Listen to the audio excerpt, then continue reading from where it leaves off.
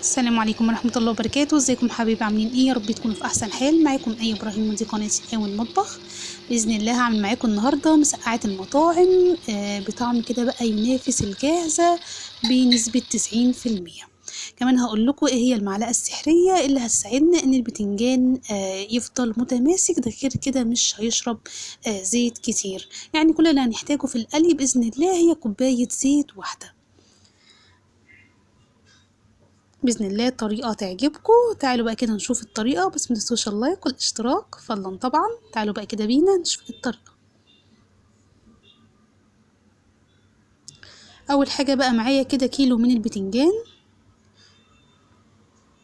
وعشان يطلع البتنجان كده قلبه بقى أبيض معاكي نقي بقى البتنجانة الخفيفة اللي بتلمع. هبدأ إن أنا بقى أقطعه بالشكل ده.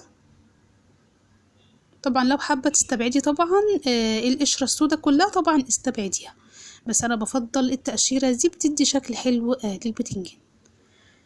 هبدأ طبعا أقطع البتنجانة عندي لنصين، وبعد كده كل نصين أو كل نص أبدأ برضو أقطعه لنصين كمان عشان يطلع معايا القطع مكعبات بالشكل ده.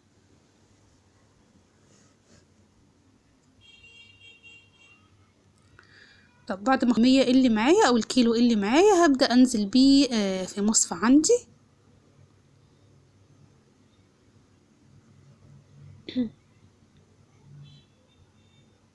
هبدأ كمان أحط عليه كده معلقة صغيرة ونص من الملح،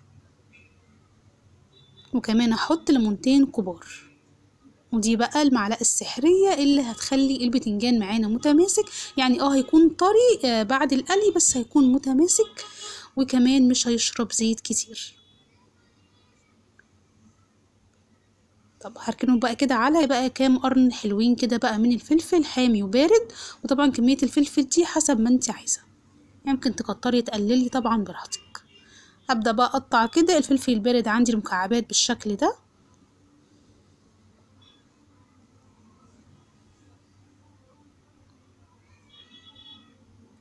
بالنسبة بس لقطعة واحدة بس، يعني انا عايزاها تكون حامية شوية، بس هقطع قرن واحد بس، والقرن التاني او القرنين التانيين هخليهم زي ما هو، بحيث ما تكونش المسقعة بتاعتي اللي هي حامية قوي او مشطشطة قوي، وخاصة طبعا لو عندك اولاد بحيث يعرفوا ياكلوها.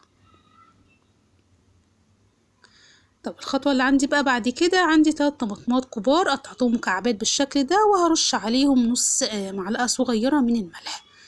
طب ليه نص معلقة صغيرة من الملح؟ عشان تطري معانا الطماطم لما اجي اسبكها تسبك معايا بسهولة. طب نرجع بقى كده للبتنجان. بعد ما خلصنا بقى تقطيع الطماطم وتقطيع الفلفل، نرجع بقى للبتنجان. شوية بقى المية دول هبدأ طبعا انا اخده اشطفه تحت الحنفية، وهسيبه يتصفى كمان مرة. بعد كده عندي بقى كوباية زيت واحدة. هبدأ طبعا اسيب الزيت عندي لحد ما يسخن طبعا على دفعي.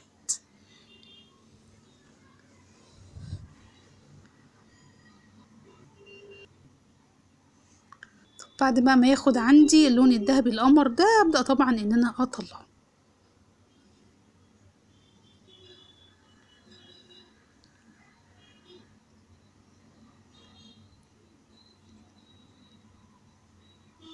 دي بقى كمية البتنجان عندي اهي. انا بس عايزة اوريكم بس ان بصوا، يعني انا قليت اهو البتنجان وكمان اتبقى يعني كل ده من كوباية زيت واحدة. تمام. هبدأ برضو احط الفلفل وهقليه طبعا بالشكل ده. طب الخطوة اللي عندي بعد كده ايه؟ دول بقى بالظبط 4 معالق من الزيت، اللي هي معلقة طبعا معلقة الاكل العادية. هحط عليهم كمان معلقة كبيرة من الثوم المفروم.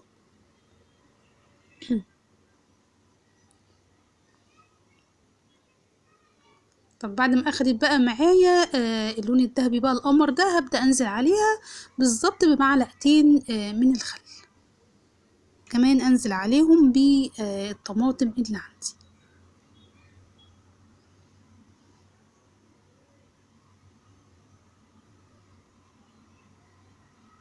هحط كمان نص معلقه صغيره من بقلل الملح، ان انا براعي ان انا طبعا حاطه ملح طبعا في الطماطم ان انا يعني رشيت عليها ملح قبل كده. طب حطيت ايه كمان؟ حطيت كده نص معلقه صغيره من الكمون ونص كوبايه من الميه.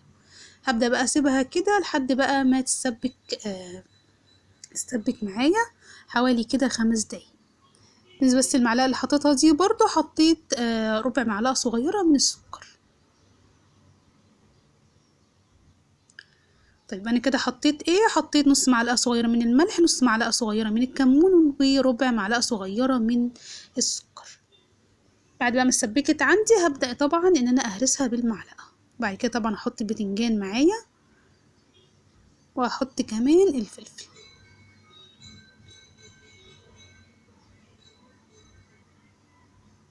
زي ما قلت لكم هو البتنجان متماسك، بس طبعا يعني مش هقلب كتير، يا دوبك تقلبتين.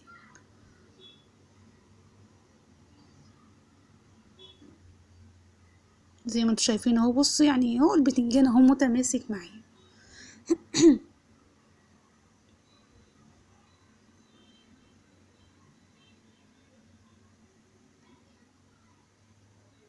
عايزه اقول لكم ان الطريقه دي حلوه. انا عايزه اقول لكم كمان ان انا ابني عمره 6 سنين ما بياكلش المسقعه، بس الطريقه دي فعلا او حرفيا خليته ياكل المسقعه. اتمنى طبعا الطريقه تكون عجبتكم، باذن الله تعجب اولادكم. لو عجبتكم الطريقه متنسوش اللايك والاشتراك. السلام عليكم كده.